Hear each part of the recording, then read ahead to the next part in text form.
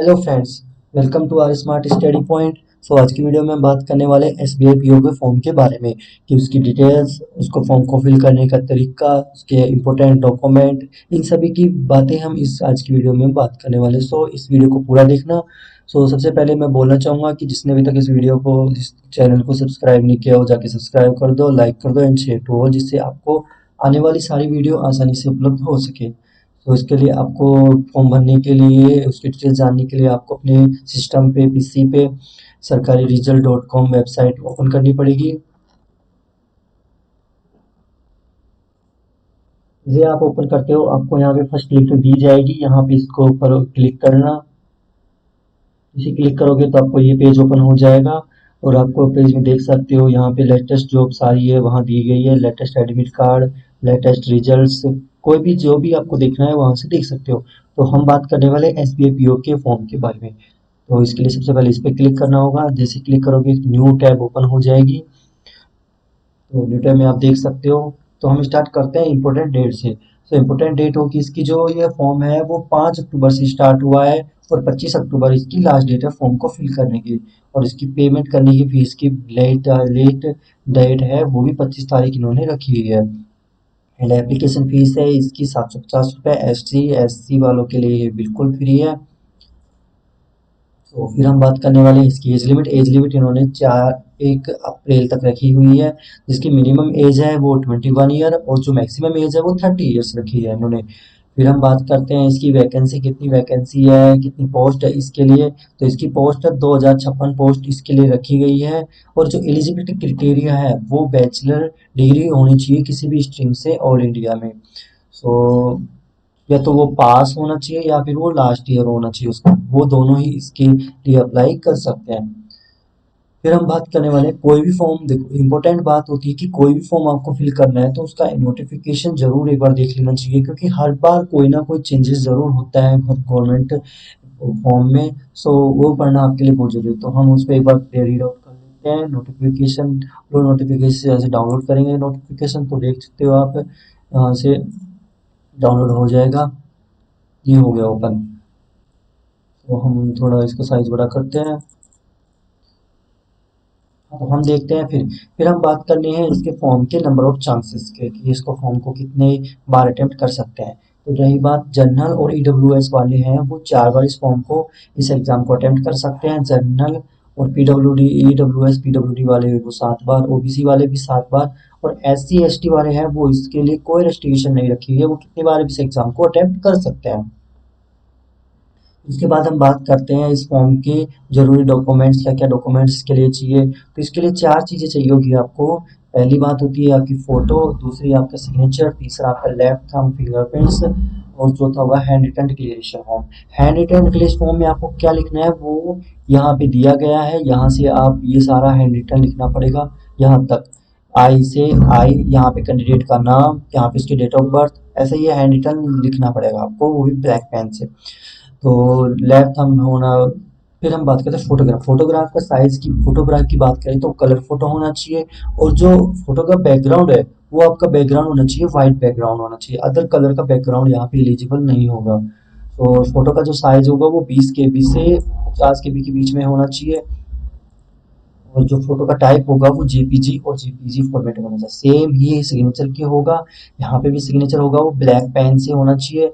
और जो इसका जो फोटो सिग्नेचर का साइज है उस फाइल का, वो 10 KB से 20 KB के बीच में होना चाहिए। वो सेम फॉर्मेट होगा जेपीजी और जेपीजी। और ऐसे ही लेफ्ट हैंड थंब का भी होगा, वो होना चाहिए आपका या तो ब्लैक इंक से या फिर ब्लू इंक से होना चाहिए। और जो इसका साइज होगा वो 20 KB से 50 KB के बीच में होना चाहिए। और हैंड रिटन डिक्लेरेशन होना चाहिए वो ब्लैक पेन की इंक से होना चाहिए। और जो इसका जो साइज होगा वो 50 KB से 100 KB के बीच में हो जाएगा। ये बात हम कर ली कि इसके जरूरी डॉक्यूमेंट जो कि इस फॉर्म के अंदर लगने वाले हैं। फिर हम बात करते हैं पेपर के प्रोसेस, यानी कि किस कैसे से क्या क्या अटेम्प्ट करना पड़ेगा। तो यहाँ पे सिलेक्शन प्रोसेस की 3 प्रोसेस होती है, फेज 1, फेज 2, फेज 3। फेज 1 में बात करते हैं प्रीलिम्स एग्जाम। प्रीलिम्स एग्जाम में आपका एक ऑब्जेक्टिव टेस्ट होगा, जिसमें नंबर ऑफ क्वेश्चन 100 क्वेश्चन आएंगे, जिसके लिए आपको एक घंटा दिया जाएगा। प्रत्येक होगा वो 20-20 मिनट्स के लिए होंगे, यानी कि पहला सेक्शन होगा इंग्लिश लैंग्वेज, दूसरा सेक्शन होगा क्वांटिटेटिव एप्टीट्यूड और तीसरा सेक्शन होगा आपका रीजनिंग एबिलिटी के लिए। तो ये हो जाएगी आपकी प्रीलिम्स एग्जाम के लिए। दूसरी बात हम करते हैं मेंस एग्जाम। मेंस एग्जाम में आपके दो एग्जाम होंगे, जो कि ऑब्जेक्टिव टेस्ट होगा, दूसरा होगा डिस्क्रिप्टिव टेस्ट होगा। तो ऑब्जेक्टिव टेस्ट की बात करते हैं तो यहाँ पे आपको 3 घंटे का ऑब्जेक्टिव टेस्ट होगा, जिसमें 4 सेक्शन होंगे। रीजनिंग एंड कंप्यूटर एप्टीट्यूड होगा, डाटा एनालिसिस एंड इंटीग्रेशन होगा, जर्नल इकोनॉमी बैंकिंग अवेयरनेस और इंग्लिश लैंग्वेज। ऐसे मिला के आपकी 4 सेक्शन होंगे, जो कि 155 क्वेश्चन आपके टोटल आएंगे, जो कि 200 मार्क्स के होंगे। स्क्रिप्ट टेस्ट में आपको रिटन टेस्ट होगा, जो कि ऐसे बेस्ड होगा। वो उसके लिए आपको 30 मिनट्स दिए जाएंगे, जो कि टोटल 50 मार्क्स का होगा। फिर तीसरा नंबर आता है आपका selection criteria for phase 3। Phase 3 होगा वो इंटरव्यू होगा, जिसमें आपको जो टोटल आपका 50 मार्क्स का होगा। जो दो टाइप से होगा, या तो आपका इंटरव्यू और जनरल एक्सरसाइज हो सकती है, या फिर ओनली इंटरव्यू हो सकता है, वो डिपेंड करता है आपके केसेस पे। तो ये होगी हमारी कुछ नोटिफिकेशंस के लिए। अब बात करते हैं हम कि फॉर्म को फिलअप कैसे किया जा सकता है। मेन क्रिटेरिया होती है कि फॉर्म को कैसे फिल किया जा सकता है, उसमें क्या क्या प्रॉब्लम्स आ सकती है। वहाँ पे हम एक बार एक फॉर्म आपको भर के दिखा देते हैं। तो यहाँ पे अप्लाई ऑनलाइन पे जाके क्लिक करना होगा। जैसे आप क्लिक करते हैं तो आपको एक न्यू पेज ओपन हो जाएगा। यहाँ पे आपको दिया गया click here for new registration, और दूसरा होगा आपके पास login for already registered candidate. देखो ऑलरेडी रजिस्टर्ड कैंडिडेट में आपको यदि आपने पहले से इसमें रजिस्टर हो, तो यहाँ पे सिर्फ आपको रजिस्ट्रेशन नंबर डालना पड़ेगा और यहाँ पे पासवर्ड और ये सिक्योरिटी कैप्चर डालना पड़ेगा, और आप डायरेक्ट उस पेज पे मूव कर सकते हो। यदि आप पहली बार इस पेज विजिट कर रहे हो, तो आपको क्लिक हियर न्यू रजिस्ट्रेशन करना पड़ेगा। जैसे हम इस पे क्लिक करते हैं तो यहाँ पे नेमिंग होती है, यहाँ पे आपकी बेसिक इन्फॉर्मेशन होगी, वो ही फिलिप करना है। तो हम बता देते हैं करके, जैसे हम करते हैं।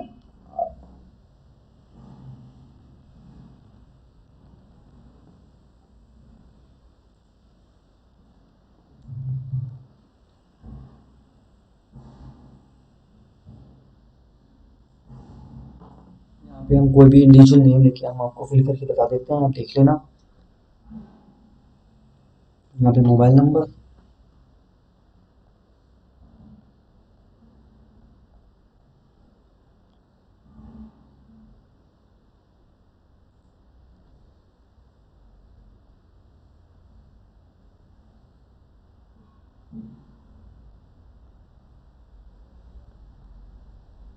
यहाँ पे अल्टरनेट मोबाइल नंबर डाल सकते हो, यदि आपके पास वो नहीं है तो कोई दिक्कत नहीं है।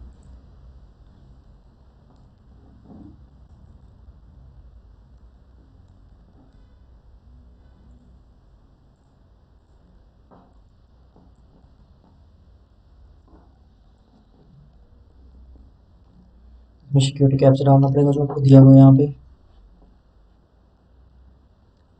जैसे आप ये सब सारी डिटेल फिल कर देते हो, तो आपको सेव एंड नेक्स्ट पे क्लिक करना होगा। सेव एंड नेक्स्ट पे क्लिक करोगे तो आप नेक्स्ट पेज पे मूव कर जाओगे, जो कि आपकी होगी फोटो और सिग्नेचर। यहाँ पे अपलोड करना पड़ेगा। जैसे आप अपलोड करना पड़ेगा, जो आपको पहली नोटिफिकेशन में हमने देखा है कि क्या साइज होना चाहिए, किस फॉर्मेट में होना चाहिए, उसी फॉर्मेट की गाइडलाइन का ये ध्यान रखते हुए आपको यहाँ पे अपलोड करने होंगे। जैसे हम अपलोड करते हैं कि कोई भी इंडिविजुअल फोटो उठा लेते हैं यहाँ से। जैसे फोटो अपलोड करोगे तो आपको यहाँ पे फोटो शो हो जाएगी कि कौन सी आप फोटो अपलोड कर रहे हो। सिग्नेचर के लिए हम दूसरी भी कोई इंडिविजुअल फोटो उठा लेते हैं, वो भी हमको सेम यहाँ पे दिख जाएगी। जैसे ही आप ये सब करते हो, फिर हम जाते हैं नेक्स्ट पे अगेन।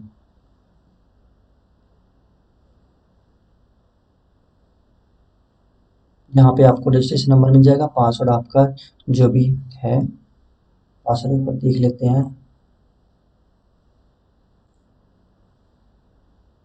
पासवर्ड आपका ये हो जाएगा यहाँ पे।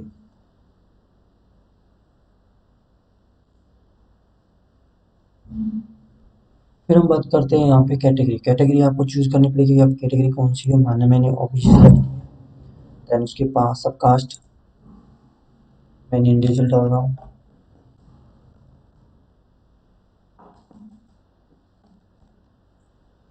फिर यहाँ पे are back marks upload no, यहाँ पे सारी आपकी डिटेल होगी जो फिल कर देना। यहाँ पे आपका धर्म,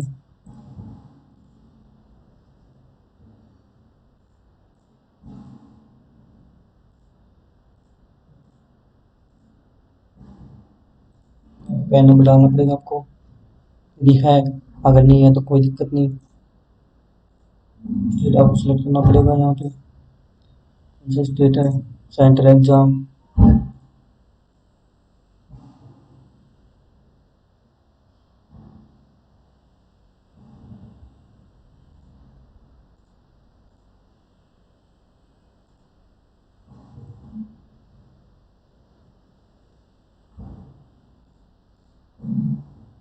यहाँ पे आपको अपना पे आइडेंटिटी कार्ड सेलेक्ट करना पड़ेगा, पैन कार्ड ले सकते हो, आधार कार्ड ले सकते हो, जो भी आपके पास मौजूद हो।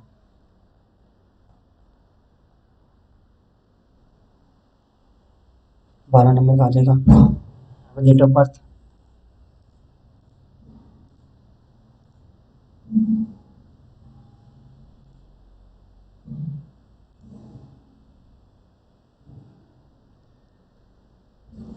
मैरिटल स्टेटस,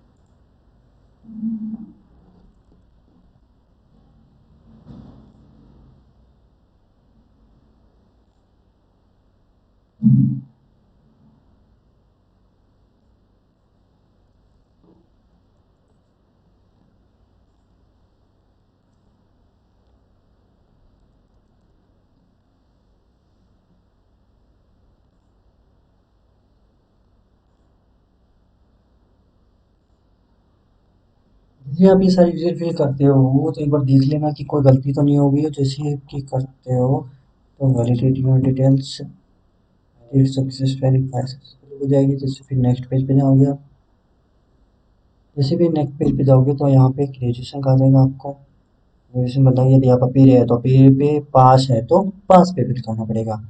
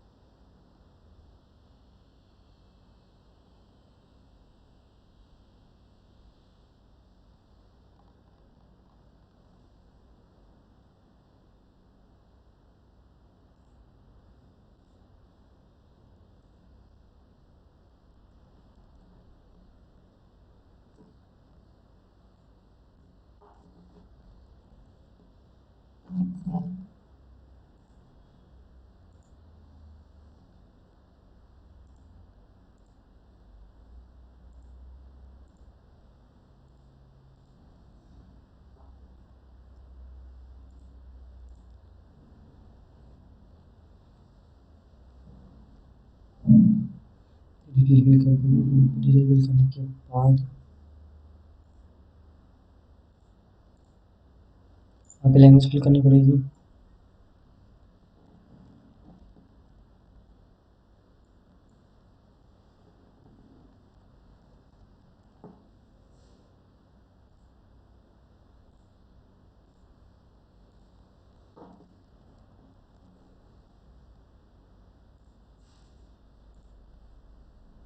ये वैलिडेट करना पड़ेगा, सक्सेसफुल हो जाएगा। आपको नेक्स्ट पे जाना पड़ेगा। जैसे ही आप नेक्स्ट पेज पे जाते हो तो आपको यहाँ पे एक बार व्यू हो जाएगा, यहाँ पे कि आपका फुल नेम क्या है, इसी जो भी है सिग्नेचर आता है, यहाँ पे ये सारा पेज आपको एक बार रिव्यू हो जाएगा कि आप देख सकते हो कि क्या क्या डिटेल है, कौन कौन सी डिटेल है यहाँ पे। जैसे यहाँ पे आई एग्री पे करना पड़ेगा आपको, कंफर्म, ये सब चीज़ें स्टेप करने पड़ेंगे आपको। Confirm to my status. तो यहाँ पे जैसे हो जाएगा सारे एक बार देख लेना कि आपको कोई गलती नहीं है, गलती है तो आपको सो वापिस जाके बैंक जाके उसको ठीक कर लेना। यदि कोई गलती नहीं है तो आपको कंप्लीट रजिस्ट्रेशन पे क्लिक करना पड़ेगा, जहाँ से आपका रजिस्ट्रेशन कंप्लीट हो जाएगा।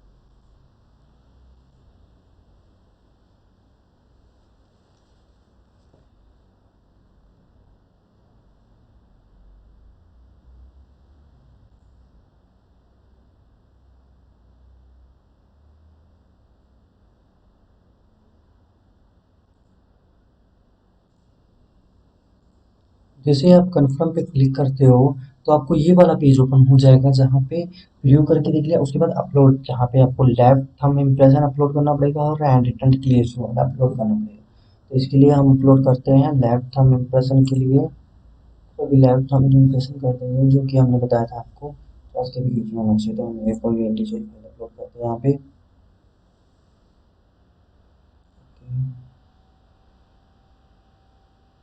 यहाँ पे हैंड रिटन डिक्लेरेशन की बात करें, ये उठा लेंगे।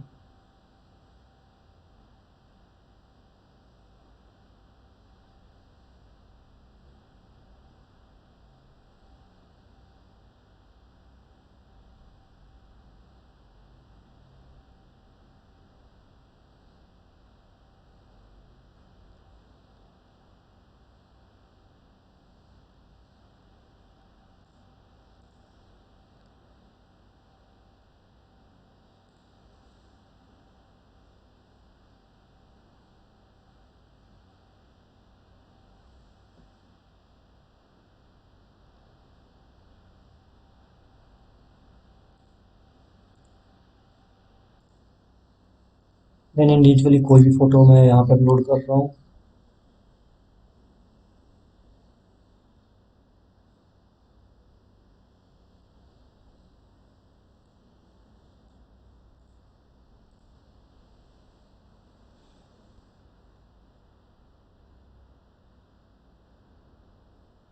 यहाँ पे हम सिक्योरिटी कैप्स अपलोड कर देंगे जो आपको दिया गया है यहाँ पे।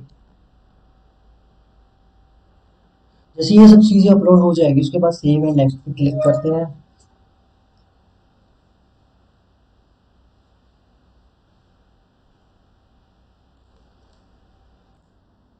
यहाँ पे आपका जो डिक्लेरेशन है वो हैंड रिटन होना चाहिए, इस चीज़ का दिख रहा है, विदाउट हैंड रिटन यहाँ पे वेरीफाई नहीं होगा। जैसे देखा है मेरा भी नहीं हुआ था यहाँ पे डिजिटल फोटो में, तो मैं कोई भी हैंड रिटन अपलोड कर रहा हूँ यहाँ पे फोटो।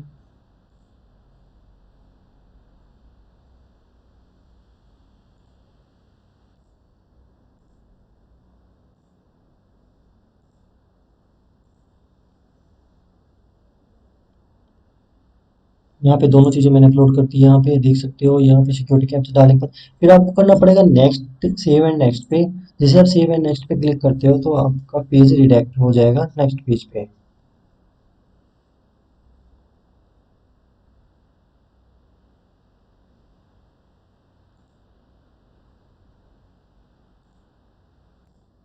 जैसे ये सब अपलोड हो जाएगा यहाँ पे तो उसके बाद आप डायरेक्ट पेज पे चले जाओगे, पेमेंट पेज पे। वहाँ आपको पेमेंट करना पड़ेगा। जैसे ही आप पेमेंट करोगे तो आपका पेज डायरेक्ट रिडायरेक्ट होके आपका कंफर्मेशन पे आ जाएगा, और जैसे ही वो कंफर्मेशन हो जाएगी उसके बाद आपका फॉर्म है वो फिलअप हो जाएगा विदाउट एनी इशू।